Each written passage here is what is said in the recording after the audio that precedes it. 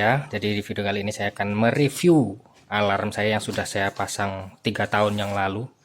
Jadi sebenarnya alasan utama kenapa saya mau bikin itu ya, sekalian mau ngasih tahu kalian nih yang nonton video ini kalau misalnya masang alarm V12 itu aman-aman saja selama cara pemasangannya benar. Nah, terus kalian menjawab nih, ada komen-komenan hate speech lah ya, anggap aja ya, cara kerennya gitu, yang bilang kalau di komentar saya di komentar video yang pas pemasangan ini bilangnya salah tuh, masanya salah tuh gitu. Terus kalau nggak bisa masang jangan ngajarin orang, jangan menyesatkan orang gitu, katanya gitu. Nah, di sini saya akan membuktikan kalau ternyata cara pemasangan saya itu benar dan sampai sekarang nggak ada masalah sama sekali sama alarmnya atau sama motornya. Udah 3 tahun ini saya masang dan nggak ada kendala. Mari kita langsung buktikan ya.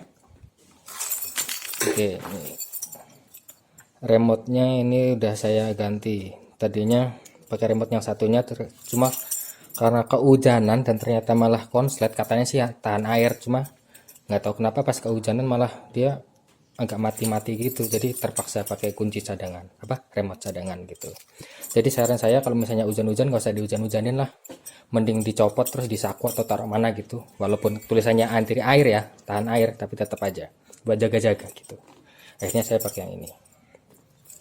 Oke, jadi selama 3 tahun kendalanya cuma itu remote aja yang rusak, itu pun karena kehujanan gitu, bukan karena ada kendala-kendala apa.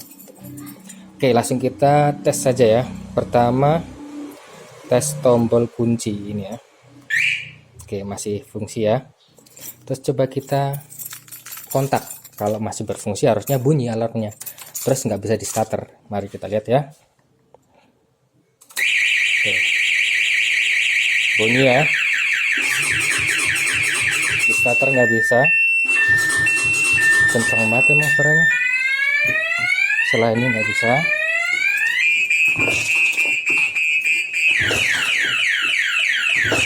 Nah gitu ya. Ya cukup, kita matiin. Nah itu kencang banget itu emang suaranya. Nah jadi itu ya fungsi dari tombol lock masih berfungsi ya. Ketika kita pencet lock terus dikontak, di alarm bunyi, terus di starter nggak bisa pakai ini, terus di engkol nggak bisa. Mari kita coba hidupin lagi. Setelah kita kuncinya udah di unlock ya, kita starter ya, masih normal, nggak ada kendala apa-apa.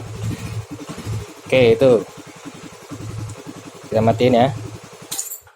Nah itu fungsi dari tombol lock sama unlock, berarti masih normal. Yang kedua kita coba tombol starter. BTW ini tombol starternya cuma saya fungsikan untuk ngidupin kontak aja, bukan ngidupin mesin. Soalnya kalau ketika kita mencet ini dan fungsi untuk ngidupin mesinnya itu aktif, itu jadi ngidupin kontak tuh langsung starter. Padahal kan kalau injeksi itu nunggu injeksinya ini, lampu injeksinya ini mati dulu baru boleh di starter. Tapi kalau pakai kontak dia ngidupin kontak langsung starter. Nah itu saya takutnya ada apa-apa, cuma katanya sih ada yang bilang itu nggak apa-apa mas, itu emang udah di set kayak gitu, ada yang bilang gitu. Terus ada yang bilang itu bisa disetting kok, jadi ngidupin kontak dulu baru bisa ngidupin starter, itu bisa disetting.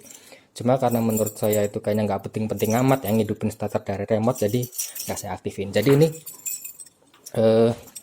starter tombol remote starter ini cuma buat ngidupin mesin. Kita cek ya, ngidupin mesin, ngidupin kontak.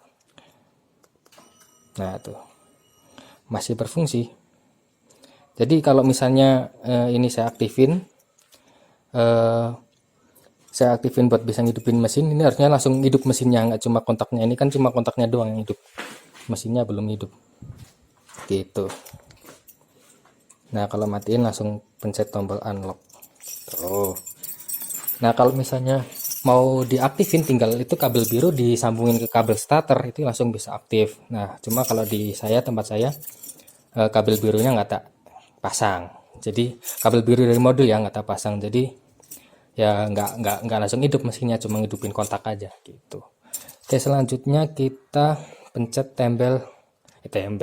tombol bell ini ya.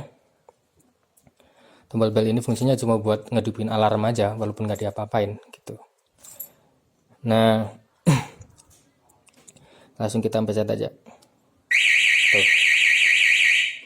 Kalau matiin tinggal pencet lagi gitu. Nah, ini tombol bell ini juga buat ngatur sensitivitas juga. Jadi kalau misalnya kita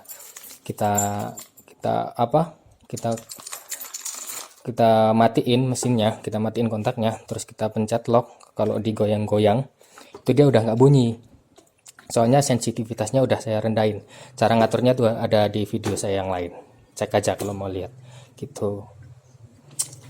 Nah, mari kita lihat dalemannya ya. Masih seperti yang dulu. Kalau misalnya kalian lihat video saya yang pas masangnya itu, masih kayak yang dulu. Nah, ini masih ada relaynya. Nah, relaynya udah bentuknya udah hitam gini, dulu oranye dulu warnanya. Ini kabel-kabel masih kayak yang dulu, masih ada kabel pink. Terus ini kabel positif negatif gitu. Terus ada yang ini yang kuning saya masukin ke relay, ke pulser gitu. Tuh pokoknya masih sama lah. Modulnya nih saya taruh sini nih modulnya nih. Ini modulnya masih udah hitam-hitam tuh, udah yang lamanya dari 3 tahun. Dan ini si speaker masih kenceng, menggelegar, membahana seperti yang tadi kita dengarkan. Nggak kira-kira kencengnya. Jadi seperti itu dulu kayaknya ya untuk review alarm V12. Pokoknya intinya ya, bagi kalian yang maksudnya ragu mau masang apa enggak, pasang aja. Soalnya dulu saya juga pernah ragu, terus saya lihat-lihat artikel, cari-cari artikel cara masang alarm. Akhirnya saya bisa memasangnya sendiri. Saya ini backgroundnya itu bukan background listrik, bukan background motor, nggak tahu apa-apalah masalah itu. Tapi karena saya mau belajar, akhirnya bisa masang sendiri gitu. Jadi kalau misalnya kalian mau, kalian tinggal lihat video saja, lihat video saya. Kalau misalnya punya saya kurang memahamkan, cari video lain. Kalau misalnya video juga nggak paham, cari artikel lain gitu. Pokoknya cari-cari terus gitu aja. Saya yakin mesti bisa. Nah, ini video juga untuk menjawab teman-teman yang ngomong kalau misalnya, yang komen kalau misalnya saya masangnya nggak bener, terus nggak tahu apa-apa, sok-sokan ngajarin gitu. Ya, saya nggak ada maksud buat sok-sokan, saya cuma mau berbagi gitu aja, berbagi ilmu gitu. Saya dulu sempat bingung mau masang, terus saya butuh bantuan cuma nggak tahu mau kemana gitu. Akhirnya saya nyari sendiri. Nah, ini saya juga tujuannya untuk membantu orang-orang yang bingung gitu. Jadi seperti itu ya untuk video kali ini, mudah-mudahan bermanfaat. Kalau begitu sampai jumpa.